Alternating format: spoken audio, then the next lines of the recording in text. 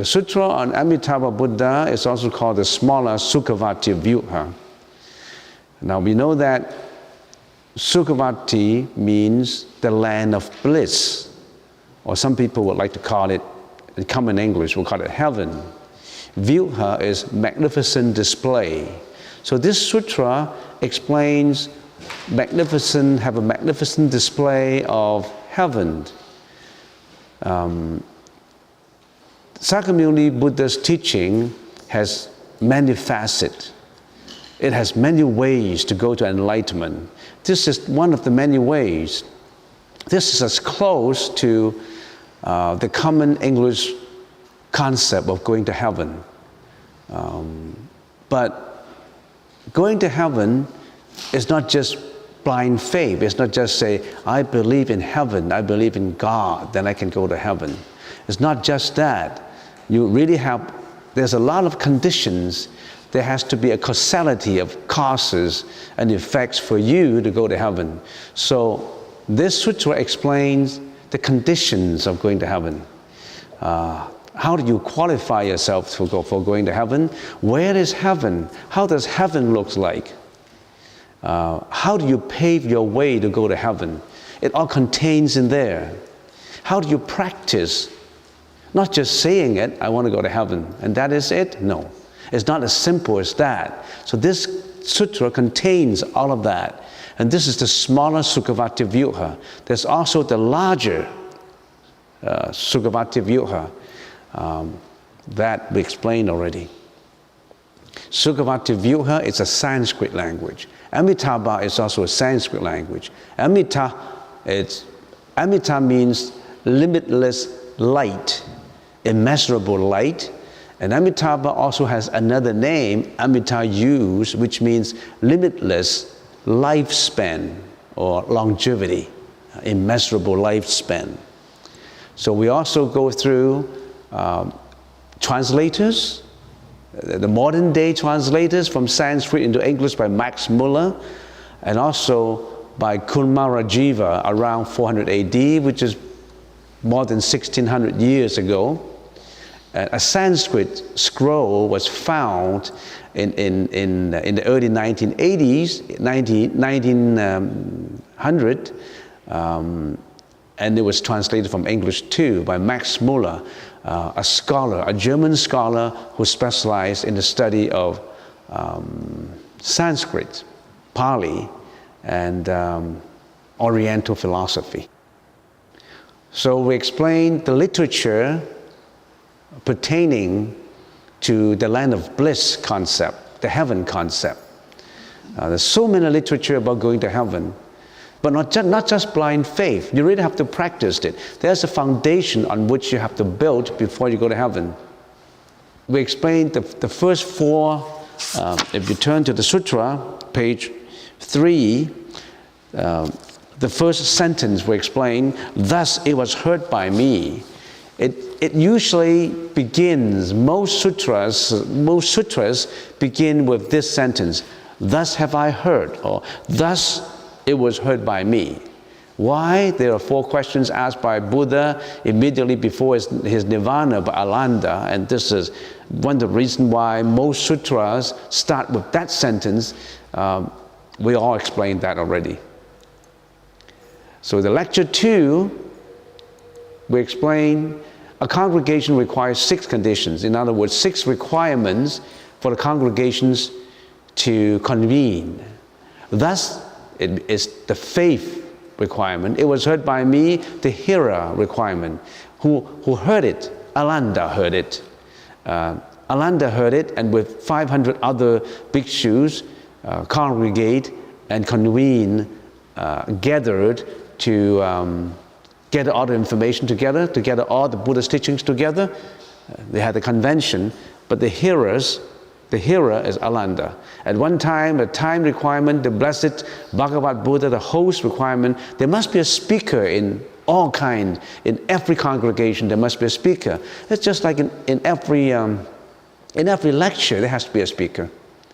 So a place requirement, Sravasti, the place in which the congregation was held, and the audience requirements. We all explained that. Every sutra, when it starts a sutra, those 6 requirements fulfill. So a sutra is very logical. It was written in such a way that if you really analyze it very carefully, every sentence has meaning. Every sentence has a subtlety and profundity. Now, it says, at one time, the Blessed, the Bhagavat, or the Buddha has 10 names, 10 epithets. So we already have explained every one of these 10 names. One of it is the Buddha or the Bhagavat. There are also other names too. The location, Anathapindika. It was one of the most famous of the Buddhist monasteries in India, located just outside the city of Travasti. The land was owned by Prince Jeta, who donated it to the Buddha, and Anathapindika paid for the construction of the building. So that's the reason why it is called Anathapindika Jeta Grove. And now, let's go to the 4th line. Together with a large company of bhikshus, American Varas, namely with 1,250 bhikshus, all of them acquainted with the 5 kinds of knowledge. Bhikshus, what's the meaning of bhikshus? Bhikshus has 3 meanings. It's a Sanskrit. It means a mendicant, begging for food. A religious practitioner who's begging, going on arms round, begging for food. Why did they beg for food? Is it too humble? Is it he become a parasite of society, only begging for food? Are they productive at all in the society? How come these bhikshus, these monks, beg for food? We already explained that. The meaning is clear. They want to spend all their time in the practice. They don't want to go to the supermarket. They don't want to wash the dishes. They want to cook and all this. And also they're humble in begging for food, also allowing people to build up merits in giving, to practice giving. People like to receive. They don't like to give. You remember what President Kennedy said? Don't consider what the country can do for you, what you can do for the country. But everybody expects the country to do for them, and they don't expect to contribute to the country. So giving, always giving. So in order to allow laymen to practice giving, the monks go in arms round to receive. That's one reason. Another reason is they are humble. They don't aggrandize their own ego.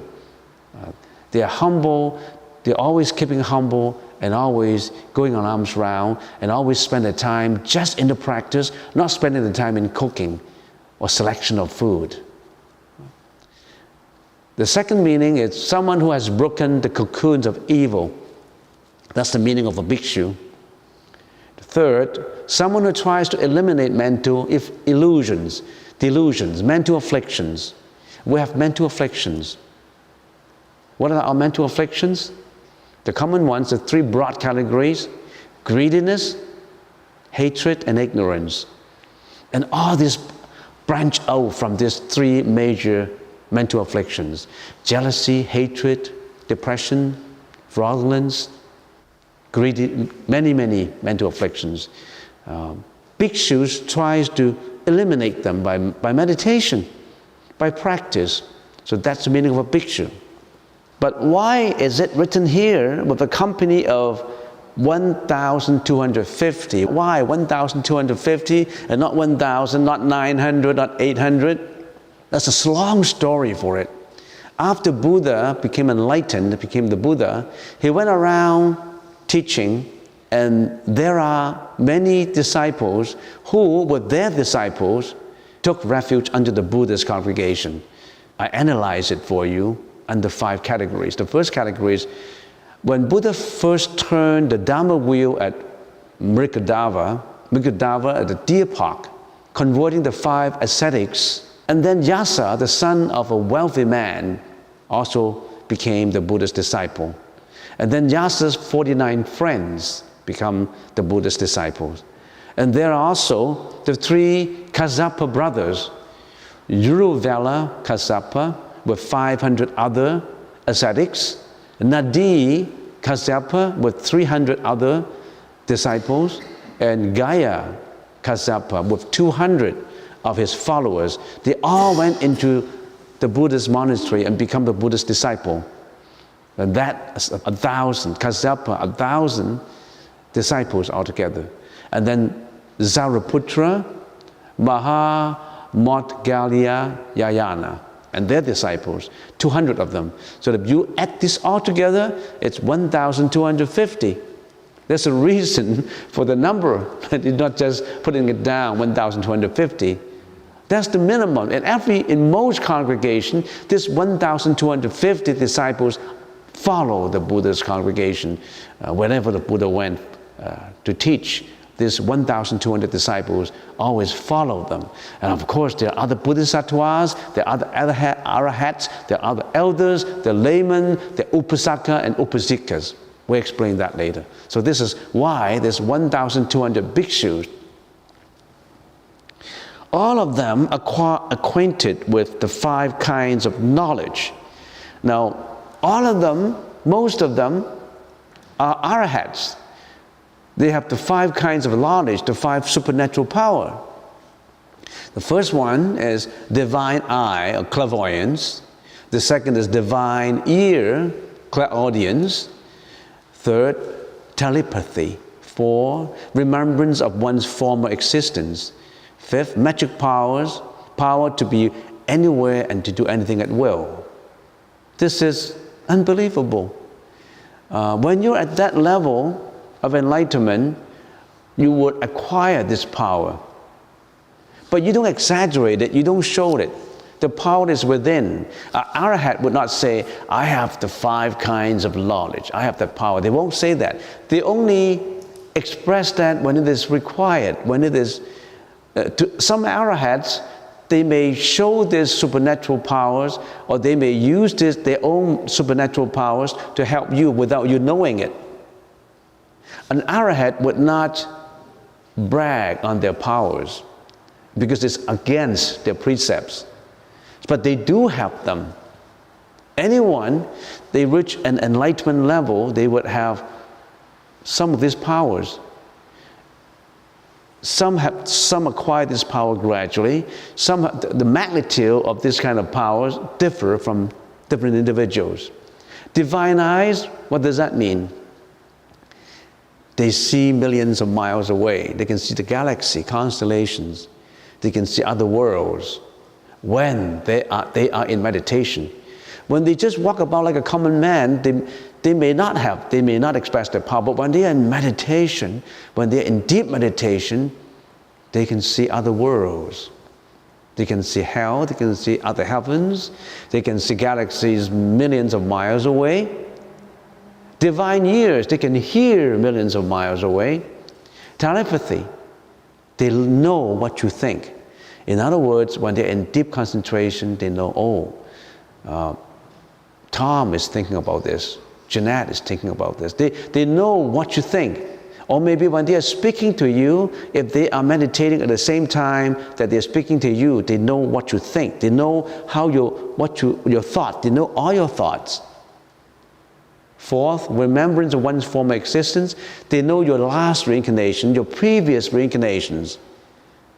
What's the magnitude of the knowledge and how much reincarnations they cover in the knowledge depends on how deep is the meditation. Some people know 500 reincarnations away. In other words, not just the last reincarnation, your last life, 500 previous lives. They know every one of this life. We all know that according to the Buddhist teaching, the time dimension is extremely broad.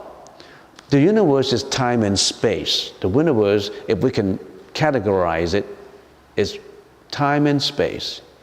Time is not just of the present. It's just not today. You have yesterday, you have tomorrow. But time extends not just of this life. You have a previous life, a present life, and if you still have to go with your karma into the next reincarnation, you have a next life. You see how logical it is?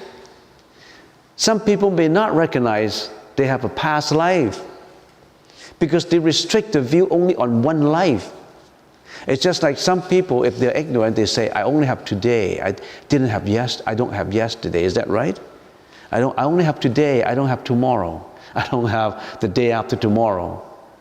The time dimension is broad. If you extrapolate that thinking, can you be so obstinate in thinking that I only have this life, I didn't have last? Can you be that? Think about it. Space, this world, this is not the only world sentient beings live in. There are other worlds. So all these other 5 kinds of knowledge acquired by the arahats. But they didn't have the 6th power to completely eliminate the cocoons of all delusions and mental afflictions. In other words, the power to be extremely free from all mental afflictions and transcend samsara. Arahats already transcend reincarnation, but they still have this dharma attachment. In other words, they still, I have Buddhism. I have to practice the Buddhist teaching. Yes, but after you practice the Buddhist teaching, even the Buddhist teaching you have to let go. Even Buddhism, throw it away. You don't need Buddhism. Why call it Buddhism? Call it something else. Buddhism is just a means. The Buddhist teaching, the Buddha already said, the Buddhist teaching is just leading you the way there. Don't attach to it. Finally, even the Buddha has to let go of it. As I always give an example, you go to Victoria, you go to Nanaimo, you go onto the ship, you reach your destination, you still hang on to the ship? You got to let go of your ship. Let go of Buddhism. No Buddhism anymore. But you need it. Don't say you don't need it. Don't say you don't need that ship to go into Victoria. You still need it. But after you have to get on shore. If you attach to it, you can never get on shore. All right, that's the 5 kinds of knowledge. And then, of course, all of them are arahats. What's the meaning of arahat? It's a Sanskrit language. It means the most honored to receive offerings from devas and humans. What are devas? Devas are gods. So people say, does Buddhism believe in a god? There's so many gods just in this world of karma. There's 6 heavens. And in the Rupa world, there's another levels of heavens. But going to heaven, you enjoy happiness in there. But you still have to retrogress back to reincarnation after your karma is served. Except the realm of bliss of Amitabha, where there's non-retrogression. Now that you really have to learn about it as we go on. So arahat means the most honored to receive offerings from devas and humans. Devas are gods. There's so many gods. They are sentient beings superior to us. But they still reincarnate. Second, destroyer of all delusions of views and thoughts. In other words, they already have eliminated most or all of the mental defilements. Third, no rebirth. That means no more reincarnation. You and I, we're still subject to reincarnation. After you serve this life in your body, if we take this body as a jail that we are in, or someone would call it an apartment, some people call it the jail, that locks up your ego in there. When you have to leave this apartment, you roll into the next apartment in the next life. But to the arahat, they don't need to. No more next life. They enjoy nirvana. And some people, if they don't understand what nirvana is all about, they say, oh, I don't have a next life. Oh, then I worry about it. I should have a next life, right? I should have a next life. Do you know that in samsara, if you're going to life after life, you are suffering, we are suffering? The world is full of sufferings. Birth is suffering, aging is suffering, sickness is suffering, death is suffering. Suffering arising from beloved departure or death of beloved ones. Suffering arising from living with hated ones. Suffering arising from insatiable desire that you cannot fulfill. Suffering arising from the 5 skandhas that you really have to explain to understand it. Suffering arising from natural disasters, wars, earthquake, tsunami, epidemic diseases, crimes. Don't get reborn again. Go to nirvana, enlightenment. What is that all like? Study. It's similar to the realm of bliss. Study the Sutra to find out what enlightenment is all about. What's after enlightenment? I still come up with questions like this, especially from teenagers. And they ask, Reverend, how good is it to be a Buddha? I don't want to be sitting in there, in a shrine, lock yourself up to be the Buddha. This is just a symbol. You have to know what happened to you after death. Are you not interested in what happened to you before and after death? Or are you just interested in the materialistic style of life? You just, every day you go into you eat your breakfast, your lunch, you go to work, you get married, you get old, you go to the nursing home, you visit hospitals. And is that what you're after in life? Is that the only objective of life? If that's the only objective, it's a very boring life. Go into this spiritual odyssey where you find out more about yourself. Dig into the wisdom of the enlightened ones. Find out more. Not just material, not just fame, reputation, and money, and not just that. That won't give you happiness. What is your definition of happiness? We'll talk about it. We don't want to go back to that again. How do you define happiness? Money? Reputation? So that's arahat. So when you read, you have to understand what the sutra is all about. So you need to understand every word of it. So when we talk about the Buddha's assembly of monastic order, we say in most sutras, it explains a lot about bhikshus, about arahats, about bodhisattvas, about laymen. What is the assembly made up of? We have bhikshus, bhikshunis. A bhikshu has to observe 250 precepts. Like me, we have to observe 250 precepts. And every 15 days, we have to recite it in a congregation in here to remind ourselves to observe those precepts. 250, 250. If you become a monk, you really have to familiarize yourself with 250 precepts. Bhikshunis, the nuns, 348 precepts.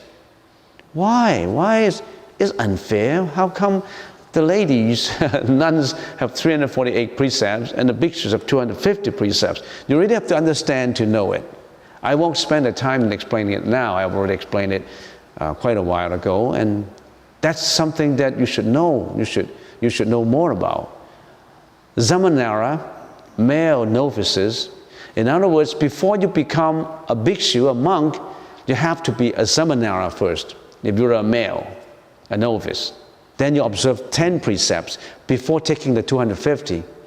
So if you're a female seminary, so you still have to observe the 10 precepts before you become a nun, taking the 348 precepts. Now I just put it in here just to let you understand what those 10 precepts are. The first one is abstain from killing. Second, abstain from stealing. Abstain from sexual conduct. Abstain from lying. Abstain from taking alcohol or intoxicants. Abstain from bodily adornments. Abstain from entertainment. Abstain from bedroom luxuries. Abstain from eating afternoon time. Abstain from handling money. These are the 10 precepts that a seminara or seminary has to observe before qualifying yourself to become a bhikshu or a bhikshuni. people may ask, why do I have all these rules? I don't want to be controlled by rules. Why do I have to observe all these? I want to do whatever I want to do. How come my behavior, my speech become controlled by all these rules that are imposed on me? You know the problems of society? What happens if the society do not have any rules at all? You become very egoistic and selfish. So this is a foundation of precepts of morality that you must be standing on before going to heaven. Other than having bhikshu, bhikshuni, samaneri, there's still the sikhamana. What is sikhamana? Female novices before becoming bhikshuni. A samaneri has to live in a temple for 2 years.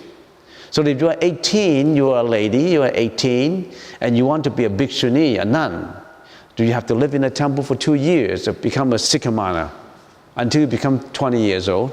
Say if you are 21, 22 years old, you still have to live 2 years in a temple for further observation before ordination.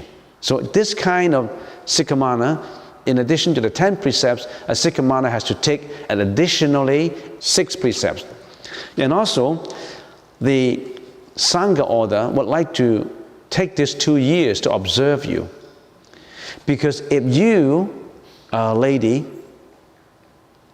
and if you are pregnant for already 1 month, you go into a temple and you want to be a nun, and in 10 months, your belly shows up, and they say, what did you do in the temple? Then they would suspect that the monks, the monks are doing something. So every temple had, the ladies who go into a temple to become a nun, they have to observe you for 2 years to see that there's no pregnancy. You understand? They're very strict. And you have to take additionally 6 precepts. Abstain from body contact with a man, with a sensuous mind. Abstain from stealing under 4 chins. That's a criteria. If you steal something, the value of it is above certain value and under certain value. If it's under certain value, it will be still regarded as stealing, but minor offense. If it's a lot of money, it will become a major offense. But if you take the 6 additional precepts, even if you steal something of a value below, you still have broken the precept, then you're not qualified for being a sikhamana. The 6 additional precepts are more strict than the 10 precepts. Abstain from killing animals. As far as killing is concerned, if you kill a human being, that would be a very serious, the most major offense. But if you're killing, for example, an insect, that's still regarded as killing. You're still regarded as you committed killing, but that would be a minor offense. But in this case, not even a mosquito you can kill, not even a mosquito. Abstain from minor lying, abstain from eating after noontime, abstain from drinking alcohol. All that we already have explained, so I'm not going to explain this in detail. This is just to give you more information for those who like to understand what a monastic order in a temple. We have 7 kinds of disciples. The bhikshu, bhikshuni, samaneri, sikhamana, 5. That this 5 belongs to the Sangha side. There's 2 laymen, upasaka and upasika. You are upasaka, upasika, the layman and laywoman. So these 7 categories make up the whole disciple network, the whole disciple congregations of the Buddha. So that's the reason why at the beginning of a congregation, all this gather together and they become the audience of the Buddha. 1250, let's read down the line. All of them acquainted with the 5 kinds of knowledge, elders, great disciples, and arahats such as Sariputra, the elder, Maha-Madhikaliyana, Maha-Kassapa, Maha-Katyayana. Only 16 significant disciples were mentioned in the sutra in here. Elder Sariputra, foremost in wisdom, famous for being very wise. Maha Madhigalyayana, foremost in supernatural powers. These are well-known disciples of the Buddha. Mahakasyapa, foremost in ascetic practice.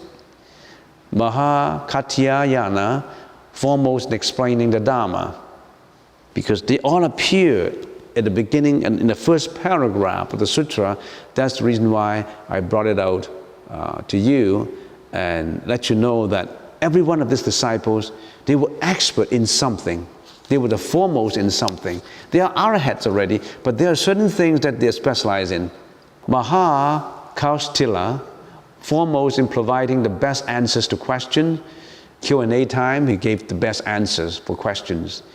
Rivada, all these are Sanskrit names. Rivada, also called deceptive combination. His kata is such body is not yours, it is deceptively combined causes. Let me explain to you Rivada. The next one I will explain it in the next lecture. Rivada is very special. The name Rivada is a Sanskrit name. It means constellation or galaxy, constellation. He also has another name, a nickname called deceptive combination. Why constellation? Because when his parents wanted to give birth to a boy, and they requested constellation to be given a boy, and their wish was granted. That's the reason why they call the baby Rivada. But Rivada also has a nickname of deceptive combination. Why? There's a story, a true story behind it, according to the Sutra's literature, to the Buddhist literature. Rivada, at the age of 18, was working in a rice field. And one day he was traveling, and it was getting dark. So he went into a worn-out, a broken temple, an old temple, and he was prepared to spend the night in there, behind the altar table. And he was sleeping at nighttime behind the altar table. It's a deserted temple, a very old deserted temple. And then a couple of hours later, after midnight, and then he saw two ghosts coming in. A small ghost, about 3 feet, carrying a corpse on his back, a dead body on his back, hurrying into this deserted temple. And following him is a bigger ghost, trying to catch up. And they had an argument once to get inside the temple. This corpse belonged to me. I saw it first. No, you saw it, but I picked it up. It belonged to me. Because ghosts feed on corpse, dead body. So they have an argument. And this ghost heard some noise made by Rivada. Rivada behind was listening to all this. He was trembling like hell. I was really frightened. Two ghosts were arguing in the shrines. And he was behind it, and this is an ugly ghost. He was trembling, shaking. And then the big ghost said, "Come out, you be our judge. Who do you think this corpse belonged to?" He was trembling. He said, "I saw the small ghost came in first with the corpse, and then you come in later, so I think this belonged to the small ghost." The big ghost was very angry. He ripped off Rivada's left hand, ripped it off immediately. But the smaller ghost was sympathetic. The smaller ghost ripped off the left hand of the dead body and stick it into Rivada's body to make it up, to make up for it. Because Rivada lost his left hand. So the smaller ghost ripped off the left hand of the dead body and stick it and repaired it, so to speak. And then the big ghost ripped off the right hand of Rivada. The smaller ghost ripped off the dead body's right hand and stick it into his right hand. So he got right and left hand of a ghost.